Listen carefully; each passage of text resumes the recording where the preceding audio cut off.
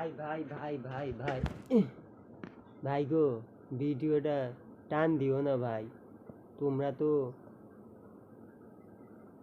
সবার ভিডিওই সাপোর্ট করো ভাই। আমি একজন গরিব মানুষ ভাই, ভিডিওটা টান দিও না গো ভাই গো। আজকে ঘরে ভাই ভাত নাইকা ভাই, ঘরে অল্প একটু আটা ছিল ভাই।